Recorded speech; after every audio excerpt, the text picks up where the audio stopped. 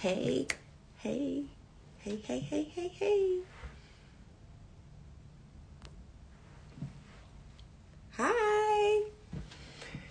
We are live. We are live. It is 9 a.m. Time for my live. Hey, hey. Hi. Good morning. Good morning, good morning, good morning. We're going to dive right in this morning. Well, this is my second live. Like I said, I'm going live 9 a.m. every day talking about how to increase your revenue. I am Valyn Lyons. Good morning, good morning. Valyn Lyons, the broker who travels, team lead for Team TCRG in Atlanta, Georgia, and Florida, international global real estate investor and expert. So what are we talking about today? What does the one percenters do in real estate? What does the top producers do in real estate? Do you guys know? Do you guys know what sets them apart? Do you guys know what they do? What does the one percenters do? Let's talk about it. What does the one percenters do in real estate? Well, I'm going to tell you. Number one, they are consistent. They are consistent in every single thing that they do. The one percenters, the top producers in real estate, are consistent. And so I'm going to dive a little deeper in what that sounds like and what that looks like. They're consistent in picking up the phone. Yesterday I talked about making calls, picking up the phone. They're consistent in follow through and follow up. They're consistent in prospecting. They're consistent in calling their FSBOs. They're consistent in calling expireds. They call their expireds regularly. So you guys, I'm going to give you 3 tips to what those top producers and what those one percenters do. All right, 3 tips that you can implement to be a top producer and to be a one percenter to increase your revenue this year. If you want to be consistent and you want to be a top producer, let's go. All right. So number one thing that you can do. Oh, good morning. Good morning. One thing that you can do is create a structure. All right. I am the time blocking. No. Let's start over. One thing you can do is call it something different. Don't call it time blocking. Don't call it making calls. Don't call it prospecting. Let's call it something fun. Let's call it something you'll actually do.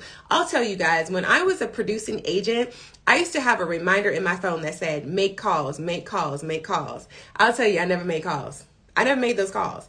If you know me, you know about my $36,000 day. The day that I had when I called all those when I finally did get to making calls and all those people told me they already purchased. I added up the commission and it added up to $36,000. So that is why my admin days are so important to me, because I never wanted another $36,000 day. So make calls, follow up. It's very important to follow up. So name it something fun. Name it something fun like college fund money, boob money, house money.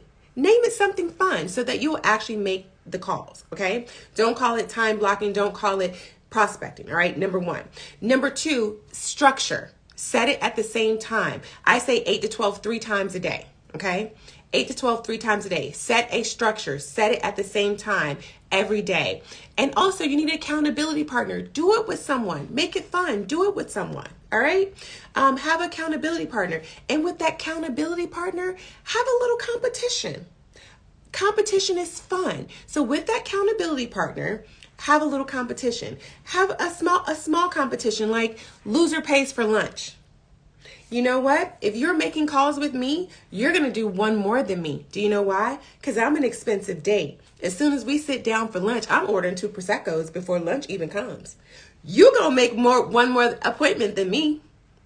So when we're sitting down prospecting on our 8 to 12 day, I promise you're going to set one more appointment than me so you don't have to buy me lunch. Okay? And number 3, what's number 3? Number 3. Oh, number 3, your scripts. Keep track of the scripts that work. I cannot say that enough. That was a powerful, powerful thing with our team. When we're sitting down and we're making calls, when you're making calls across from your accountability partner, write those scripts down. Build that script. So when you're sitting down and you're writing the scripts that's working with those FSBOs, that's working with those expires, that's working when you're trying to get those referrals, Write the scripts down. Keep track of that. So when you're sitting down the next day, you're building those powerful scripts and you're not starting over from scratch. And listen to your accountability partner when they're on the phone. Listen to what they're saying. Write those scripts down. So, all right, we got it. Okay. What are the 3 back? Are y'all listening? Are y'all writing this down? I'm giving you the tea. Okay. If you want to increase your revenue every year, increase your revenue this year, 9 o'clock every day. I'm going to give you a little bit tidbit what my team gets from me. So I gave you 3 things that you can implement this year to be consistent. What the top producers do, what the 1%ers do in their business. Number 1, they're consistent. Number 2, they have a time every day that they are structured. And number 3, they name it something fun. They name it something fun. They're not naming it prospecting. They're not naming it prospecting. And they have an accountability partner. And they know their script. Their script is solid. They have a solid script. And they are closers. They're closing their business. So what I do, I help my agents sharpen their skills, their knowledge, and their confidence so they can do their job and they can close more business. But all right, so now we're done with the fun stuff. All right. So y'all, I'm gonna tell y'all some random stuff. We're gonna relax now. We done got the business done. So all right, y'all listen. Okay, this is just some fun facts about V. All right, this is just getting into fun stuff. So y'all, I was vegan for like 10 days. This is nothing about nothing. Y'all can relax now. Put your pencils down. All right, so I was vegan for like 10 days. For those of you guys who are vegan or no, I was vegetarian. I wasn't vegan. I was vegetarian. For those of you guys who want to have a healthier lifestyle, go to Netflix and watch the food shows. All right, it'll change your life because the U.S. has horrible processing. All right, anything on Netflix, those food shows, you will want to change the way you eat. So that's what I did. So I was vegetarian for like 10 days because last night I broke for a chicken sandwich from Archie's. Archie's is this place that my son eats when he comes. They have really good chicken sandwiches, and I broke. But I did really good for like 10 days. I made like these I think they call oyster mushroom burgers. I made some of those. Y'all, I made aioli sauce from scratch. I was julienning carrots and coleslaw and stuff like that. I was in there. So I just want to say, if you guys are vegan or vegetarian, I might walk up to you and give you like a random hug because you are my hero.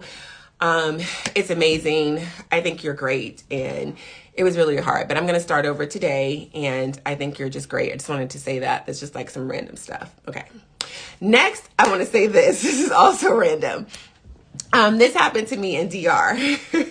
So when I was in DR, and this is so random, this is what my agents get from me. All right. Just random stuff. All right. This is all my personality right here. After business, this is just total personality. So I was in DR. We were riding horses. We were on an excursion and it started raining and everybody wanted to turn back, right? They were like, we were on horses. They were like, oh, it's raining. Oh. So the guys, they were speaking Spanish. They started speaking Spanish to the horses and the horses was like getting all excited. I don't know what they were saying. So everybody was like, oh, it's raining. Oh, what are we doing? We going back? So the guys start yelling out, it's just rain. It's not fire. Y'all, we had a blast. We had such a good time. I say that to say I use that now in my life. When I was in Bali, it was pouring down rain. Everybody froze. Like, you don't know how much people freeze with rain. And I got my umbrella out. I walked out. I looked at them. I was like, it's just rain. It's not fire. And I kept going. I say that to say, don't let a little rain rain on your parade. It's just rain. It's not fire. Don't let rain stop you. Keep going. So many times, so many days when it's raining, you see people that cannot move. They are paralyzed. And I did not know what that day in DR meant. And what that day riding on those horses meant when they said it's just rain, it's not fire. So take that with you. I don't know what that meant. I know it was so random. I know you came on here for something else, but the next time it's raining and you see all those people around you, stop, because how hard it's raining and they can't do anything. Think to yourself, it's just rain. It's not fire. And you move in that way. All right. All right, you guys, have a great day. I hope you learned something today. I hope you could take something from this information that you could put into your business and increase your revenue. All right.